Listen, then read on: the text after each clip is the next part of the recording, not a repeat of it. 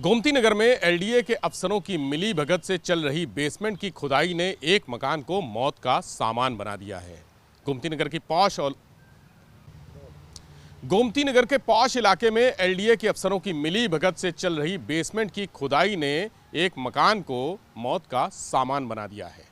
ये पॉश इलाका विनीत खंड का है, जहां पर दुर्गा प्रताप सिंह रहते हैं। हालांकि अब वो अपने मकान से बाहर खुले में रहने को मजबूर हैं। उनके परिवार के साथ वो लोडर में रह रहे हैं, बिस्तर उसी में बिछाया है, उसी में मच्छरदानी लगी है और उसी में सो रहे हैं और मकान के बाहर ही खा पी रहे हैं। आपको नज़ारा दिखाते हैं कि किस तरह से दुर्गा प्रताप सिंह का मकान खंडहर बन गया है।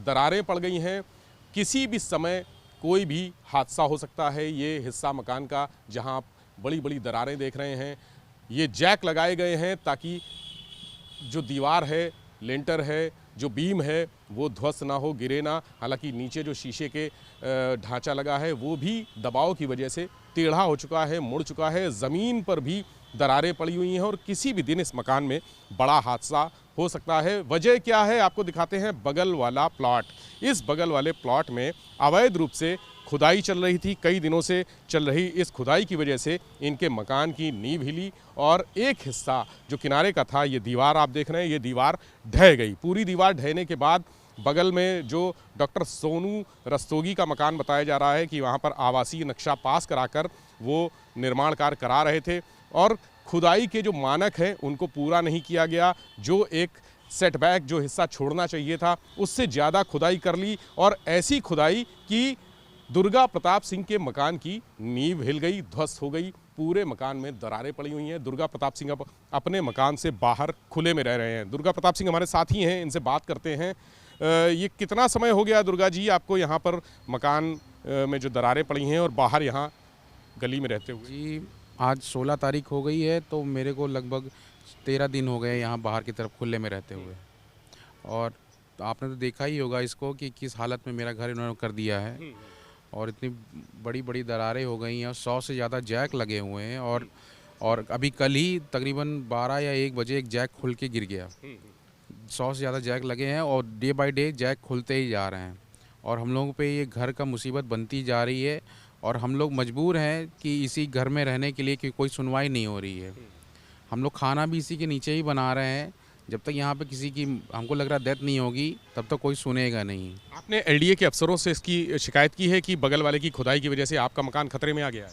हाँ, मैंने शिकायत की। पहले तो मैंने एफआईआर कराया, लेकिन एफआईआर कोई बहुत बड़ी वाली एफआईआर नहीं बनी है, नॉर्मल एफआईआर कराई है आपने? कराई है मैंने। तो वो कोई किसके खिलाफ कराई है? जो मालिक हैं इसमें सानू रस्तोगी करके, तो उन्होंने एफआईआर बनाई है, लेकिन कुछ फॉर्मेलिटी के लिए बनाई है और कुछ बना नहीं है। बाकी एलडीए वाले जो भी आ रहे हैं सब उन्हीं के फेवर की तरह ऐसा लगता है बात करते हैं। हमको हमारे घर में कमी निकालते हैं और उन्होंने जो लॉस किया है और वो तो अंडरग्राउंड हो गए हैं, ऐसा लग रहा है। बात तो हो नहीं पा रही है, ना कोई और नेटवर्क है, बस मिल नहीं रहे हैं। और जो भी आदमी आ रहा है हम पे ही गलत बताने की कोशिश कर रहा है और उनको ऐसा लगता है बचाने की कोशिश कर रहा है और उसमें कोई सुनवाई नहीं हो रही है। आपके परिवार में कौन कौन लोग हैं? हमारे परिवार में इस वक्त हमारे बेटे को मिला के 8 लोग हैं और वो 1.5 साल का है। तो हमें डर लगता है हर वक्त कि खुला है तो लगता है कि कहीं वो उस तरफ गिर ना जाए या चोट ना लग जाए। मैं छोटे बच्चे को कहाँ इसको संभालूंगा। मेरा भी अब इतने लोगों का है, मैं परेशान हो चुका हूँ। मेरे को रात को नींद नहीं है, जगह में सुकून से मैं बैठ नहीं पाता, सो नहीं पाता, गंदा पानी पी के रह रहा हूँ। जो कि घर मेरा सामने है, मैं उसमें जा नहीं पा रहा हूँ।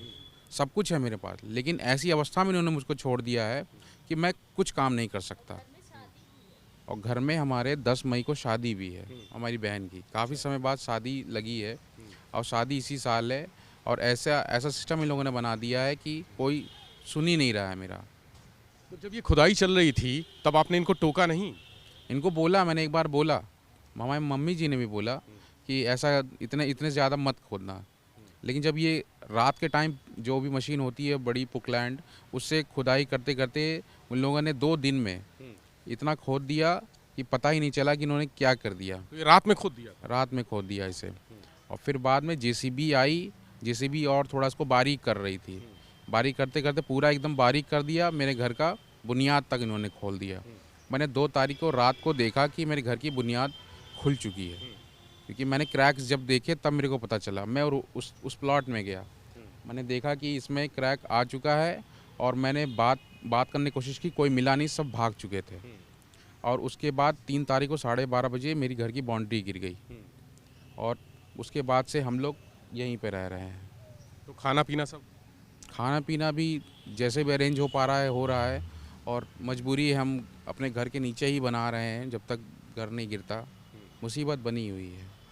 तो ये जो परिवार है आपका यहाँ पर बाहर है, पुलिस ने इनकी मदद नहीं की या एलडीए के अधिकारियों ने कोई मदद नहीं की? इनकी मतलब हम लोगों की मदद तो कोई नहीं हो रही है, एक प्रकार से हमको तो यही लग रहा है। एलडीए के अधिकारी यहाँ आए थे, क्या कह रहे हैं? बस आ रहे हैं, बता रहे हैं कि हमारे घर के ही बारे में कुछ ना कुछ कमी निकाल रहे हैं। कह रहे हैं हमारी बाउंड्री सही नहीं बनी थी, कह रहे हैं तुम्हारा घर ही गलत है, इस प्रकार से बता रहे हैं। उसको नहीं देख रहे हैं कि उसने हमारे साथ क्या किया है।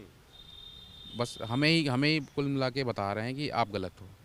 बस यही चल रहा है। तो अब क्या करेंगे आप आगे? मकान तो जर्जर हो गया है, इसकी मरम्मत लायक है या मरम्मत कराएंगे या फिर इसको तोड़वा के दूसरा बनवाएंगे? अगर मुझे तो नहीं पता है कि और कितना स्टेबल है ये घर, क्योंकि डेली वाइब्रेशन होता है, गाड़ी आती जाती है तो एक जैक खुलता जाता है। अब आगे नहीं पता है कितना स्टेबल रहेगा, या तो अगर कोई इंजीनियर लगा के या कोई एक्सपर्ट लगा के दिखाया जाए कि अगर हो जाता है सही तो देखा जाए, और मुझे उसका गारंटी भी चाहिए कि कब तक ये सही रहेगा। और अगर नहीं बन पा रहा है तो भैया आप पूरा बनाओ, ये हो सकता है सर। तो इनसे बात नहीं की आपने, जो बगल वाले खुदाई करवा रहे हैं, कि वो आपके घर की मरम्मत कराएं, उनकी वजह से टूटा है? मैंने इनसे बात भी करने की कोशिश की थी और इनको बुलाया भी था, लेकिन ये ना फ़ोन उठा रहे हैं ना आ रहे हैं। हमारे लोग भी इन्होंने बहुत बोला कि लिंक कोई आ नहीं रहा है, बस परेशानी कर रहे हैं हमको, और हमारी परेशानी बढ़ती चली जा रही है। तो ये दुर्गा प्रताप हैं, जिन्होंने कई बार डॉक्टर सानू रस्तोगी से बात करने की कोशिश की, लेकिन वो ना फ़ोन उठा रहे हैं, ना ही यहाँ पर इनकी हालत देखने आ रहे हैं। और आपको मकान का एक नज़ारा दिखाते हैं। हालांकि यहाँ पर पैर रखना खतरे से खाली नहीं है। किसी भी समय ये ज़मीन जो दरकी हुई है, तमाम जगह से चिटकी हुई है, ये धंस सकती है अंदर। और ये कमरा देखिए, इसको गिरने से बचाने के लिए तमाम जैक लगाए गए हैं। यहाँ पे 100 से ज़्यादा जैक इस कमरे पे लगाए गए हैं और उसको रोकने की कोशिश की जा रही है। अंदर सभी दीवारें चिटकी हुई हैं, यानी यहाँ भीतर जाना भी जानलेवा है, किसी खतरे से कम नहीं है। लेकिन एलडीए के अफसरों को ये नहीं दिख रहा है। एलडीए के अफसरों ने पहले अवैध रूप से यहाँ खुदाई करवाई। खुदाई के जो मानक होते हैं वो आपको साफ नज़र आ जाएंगे कि खुदाई अगर करनी है तो एक हिस्सा छोड़ना होता है ताकि बगल वाले मकान की जो नींव है उसको क्षति ना पहुँचे, जो मिट्टी है वो बनी रहे। लेकिन यहाँ पर सीधे दीवार से जोड़ते हुए खुदाई कर दी और उस वजह से ये पूरी इनकी जो यहाँ ठीक यहाँ दीवार थी वो ढह गई, ध्वस्त हो गई। और जो बगल वाले हैं उन्होंने बचाने के लिए ये नीचे बोरियां लगाई हैं, ये मिट्टी से भरी और कंकड़ पत्थर से भरी हुई बोरियां हैं जो लगाई हैं कि और क्षति ना हो। लेकिन पूरी तरह से इनका मकान का ये एक हिस्सा ध्वस्त हो चुका है और कभी भी ये गिर सकता है। इसके भीतर कोई नहीं जा रहा है। सभी लोग यहाँ बाहर समय बिता रहे हैं, दिन में रात में। पिछले 15-16 दिन से लगातार यहाँ पर बैठे हुए हैं और कोई भी सुनवाई नहीं हो रही है। पुलिस को भी इन्होंने एप्लीकेशन दिया, एफआईआर नॉर्मल धाराओं में दर्ज की गई, लेकिन उस एफआईआर के बाद पुलिस भी यहाँ एक बार भी नहीं आई, एक बार भी इनका हाल जानने की कोशिश नहीं की। ये पूरा परिवार, ये महिलाएं, ये बच्चे, ये बुज़ुर्ग यहाँ पर इस तरह से खुले में दिन बिता रहे हैं और इंतज़ार कर रहे हैं कि इनके मकान को कब मरम्मत होगी। अगर जो पड़ोसी हैं डॉक्टर सानू रस्तोगी, क्या वो मरम्मत कराएंगे या फिर इंजीनियर्स को दिखाकर इस मकान को नए तरीके से बनाया जाएगा, तोड़ा जाएगा, क्योंकि अब ये मकान बिल्कुल भी रहने लायक यहाँ पर नहीं है। कैमरा से राजू के साथ विवेक त्रिपाठी, एबीपी गंगा, लखनऊ।